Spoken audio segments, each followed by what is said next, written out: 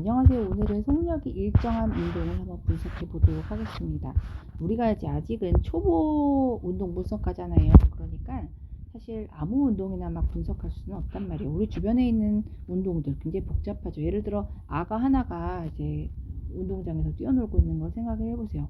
정말 여기저기 왔다 갔다 하고 속력도 변하고 그런 복잡한 운동을 한단 말이에요. 그래서 우리는 굉장히 이제 단순한 운동부터 한번 분석하는 연습을 해봐야 될 겁니다. 그래서 그 첫 번째가 속력이 일정한 운동. 예를 들어서 이제 무빙워크 같은 그런 일정한 운동을 한번 분석하는 연습을 해볼 거예요. 어쨌든 이 등속 운동이라고 하는 것은 좀 독특한 운동이긴 합니다. 분석하기는 좋은데 이게 분석하기는 좋지만 실제로는 발견하기가 어려운 운동이에요. 왜냐하면 등속 운동이 가능하다라고 하려면 어떤 상황이어야 되냐면 알짜 힘이 0인 상황이어야 되거든요. 그게 이제 우리가 뉴턴의 1법칙으로 이제 얘기를 하고 있는 겁니다. 뉴턴 아저씨가 말씀하셨어요.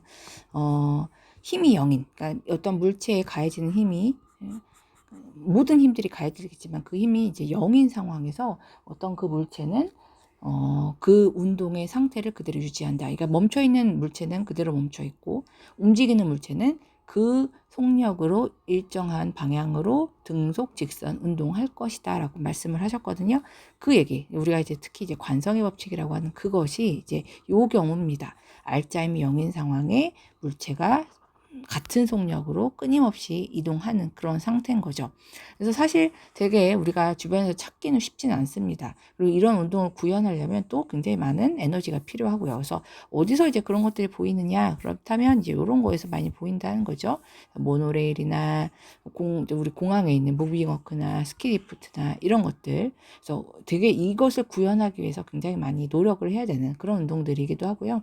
우주에서는 가능하죠. 우주라고 하는 공간은 힘이 작용하지 않아서 내가 예를 들어서 어떤 총으로 가스총으로 내가 쐈다. 그러면 이제 내가 총을 쏜 반대 방향으로 우리는 끊임없이 계속 등속 직선 운동할 것이다. 그런 얘기 하죠. 아니면 그 아이스크림 사고 남는 드라이 아이스, 걔가 이제 이산화탄소의 고체 상태잖아요. 그거를 이제 여기 책상에다 딱 올려놓으면 이게 이산화탄소가 이제 승화가 되면서 살짝 공중에 뜹니다. 마찰력이라는 것이 제거된 상태에서 이것을 살짝 움직여주면 걔가 등속 직선 운동하는 걸 볼 수가 있어요. 그래서 이것은 사실 굉장히 우리에게선 주변에서 찾기는 어려우나 그러나 속력이 일정하기 때문에 분석하기는 굉장히 좋은 운동이다라는 것을 말씀을 드리고 싶어요. 자, 어쨌든 교과서에 이 등속 운동을 분석하는 방법이 나와 있습니다. 여러분들이랑 같이 한번 해보도록 할게요. 지금 운동을 하는 물체가 있고요. 그리고 그 물체를 1초마다 연속으로 찍었다라고 지금 되어 있습니다. 일단은 뭐부터 해야 될까요? 얘의 위치를 먼저 분석을 해야 될 것 같아요. 그래서 일단 위치, 이동 거리, 위치를 먼저 분석을 해볼게요. 근데 그러려면 이 자동차가 이제 점이 아니란 말이에요. 되게 이따만한 덩치를 가지고 있기 때문에 어디를 기준으로 해서 이 자동차의 위치를 결정할 건지를 먼저 생각을 해야 됩니다. 그래서 일단 저는 이 자가 지금 여기 0이라고 써있는 여기가 이용하면 좋을 것 같긴 해요. 그래서 이 자동차의 꽁무니를 기준 위치라고 해보자는 거죠. 그죠? 그러면 처음에는 0초일 때는 위치가 0, 그 다음에 1초 후에는 자동차가 어디 있냐면 4에 있네요. 2초 후에는 어디 있나요? 8에 있네요. 이렇게 분석을 하는 거죠. 만약에 내가 앞꽁무니로 했다. 그러면 어떻게 되나요? 파란색으로 할까요? 그러면 앞꽁무니로 할 때 처음에 위치가 3이네요. 그죠? 그럼 나중 위치는 어떻게 돼요? 그 다음 위치는 앞꽁무니 기준으로 해야 되는 거예요. 8. 그죠? 그 다음에 8이 아니라 8인가요? 8. 그죠? 그 다음에 여기는 11이네요. 그죠? 이렇게. 그래서 이 기준을 항상 정해 주셔야 합니다. 근데 우리는 지금 아까 얘기했지만 뒷꽁무니를 기준으로 하기로 했기 때문에 뒷꽁무니를 기준으로 했을 때 지금 보면 0, 4, 8, 그 다음에 12, 그죠? 그 다음 16, 그 다음 20, 그죠? 그리고 24의 위치로 있고요. 어쨌든 모양은 1초마다 간다는 거리가 다 지금 일정하기 때문에 이것은 어쨌든 등속 운동이구나 라는 것도 알 수가 있습니다. 일단 적어 볼까요? 일단 우리는 가를 선택했고요. 시간에 따른 이동 거리를 자동차의 꽁무니를 기준으로 해서 이동 거리를 측정을 했습니다. 그래서 처음에 0일 땐 0, 그죠? 1일 때는 4, 그죠? 2일 때는 8, 12, 16, 20 이렇게 위치에 있더라. 그죠? 일단 했고요. 자, 그다음에는 이제 이 표를 가지고 이렇게 만들어 볼게요. 0에서 1초 동안의 간 거리, 그러니까 이동한 거리, 그 구간 거리 또는 뭐 이동 거리. 어쨌든 0에서 1초간의 간 거리는 얼마냐라고 한다면 4. 그죠? 1에서 2초 사이에 얼마나 간다요? 8 빼기 4. 4. 그죠? 센티미터. 그다음에 2초에서 3초 사이는 4. 3초에서 4초는 4. 5초에서 4초도 4. 이렇게 갔다는 거죠. 속력은 얼마인가요? 그러면 1초 동안에 4cm를 갔으니까 1초분에 4cm, 즉 4cm/s라는 거죠. 이게 이제 다 똑같은 값이 나온다라는 거죠. 이걸 가지고 한번 그래프로 그려봅시다. 그래프로 그리면 첫 번째 그래프, 일단 0일 때는 0, 지금 시간 이동거리 그래프고요. 0일 때는 0, 1일 때는 4, 그 다음에 2일 때는 8, 그 다음에 3일 때는 12, 그 다음에 4일 때는 16, 그 다음에 5일 때는 20입니다. 이거 연결해도 되나요?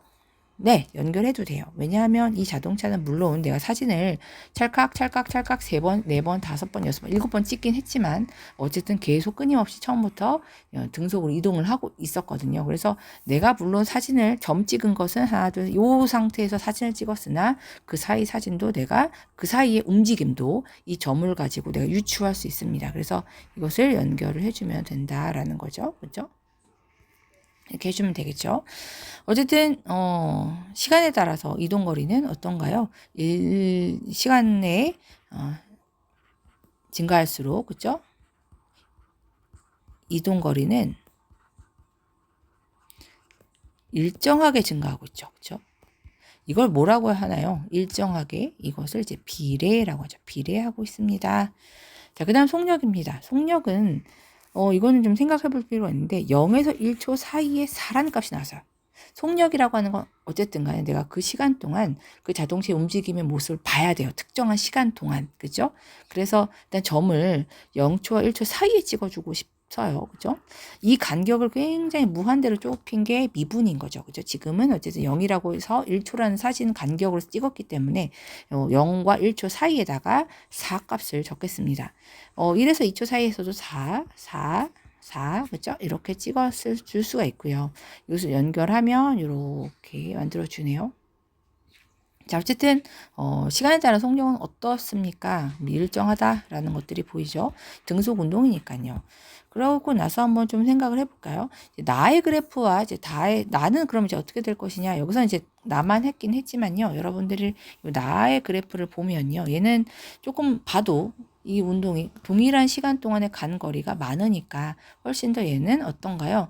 빠른 운동이다라는 걸 볼 수가 있는데, 이 빠른 운동을 한번 이 그래프에다 그려보면 얘는 1초일 때 8, 2초일 때 16 이렇게 가고 있어요. 그래서 두 개만 찍을게요. 그러면 그래프가 이렇게 되고 있고요. 얘는 속력이 8이기 때문에 이렇게 될 것이고, 이게 이제 나입니다. 요건 나. 요거는 가. 자, 그럼 이제 한번 비교를 해보면, 분석하는 그래프에서의 이제 비교를 살펴보면요. 일단 가나의 공통점은 뭐인가요? 일단 시간 이동거리 그래프를 기준으로 하죠. 요런 경우에 이제 그래프에서 공통점이란 어때요? 얘는 등속 운동이니까 시간과 이동거리가 비례하는 그런 형태를 보여주고 있고요. 차이점을 찾자면 어떤 차이점이 있나요? 빠른 운동, 그죠? 빠른 등속 운동의 경우에는 어쨌든 기울기가 굉장히 크다, 그죠? 즉, 이 기울기라고 하는 것이 무엇을 의미하느냐? 속력을 의미할 것 같다라는 생각은 듭니다. 미안해요. 돌려서. 근데 이제 증명은 할 수 있어요. 보시면 이 그래프에서 기울기라고 하는 것, 기울기 우리 어떻게 배웠나요? x 증가량 분의, 그렇죠? 1차 함수에서 기울기란 x 증가량. 우리 이제 델타라는 표현을 학교에서 안 썼다고 그러는데 어쨌든 증가량이라는 뜻입니다. x 증가량보다 y 증가량인데 여기서 x 증가량이라고 하는 것이 시간의 변화고 y 증가량의 변화라는 것이 이동거리의 변화고 시간분의 이동거리 즉 속력이죠. 그래서 뭘 알 수 있느냐라고 하면 즉 시간 이동거리 그래프에서 기울기는 속력이다 라는 것을 우리가 증명을 할 수 있다 라는 거죠. 이번에는 시간 자꾸 돌아가서 시간 속력 그래프입니다.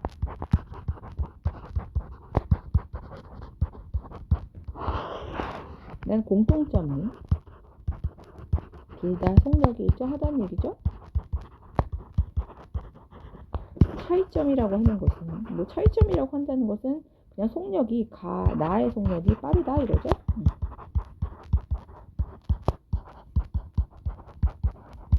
그래서 이런 것들을 우리가 볼 수가 있습니다. 참고로 요 그래프에서는 일단 이 시간 속력 그래프는 또 하나 알 수 있는 것은 이 그래프의 면적인데요. 예를 들어서 2초까지의 면적을 따지는 게 뭐냐라고 하면 이 면적이 의미하는 바는 얘가 이제까지 이동한 이동 거리입니다. 이것도 증명할 수 있는데 면적 어떻게 구하나요? 사각형이니까 밑변 곱하기 높이인데 밑변이 시간, 그죠?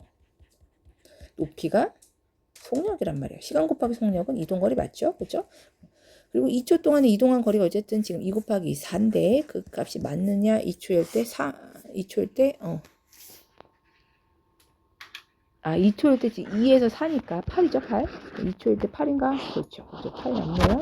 그래서 이 그래프에서는 그리고 여기서 이제 그럼으로가 안 되니까 시간 속력 그래프에서는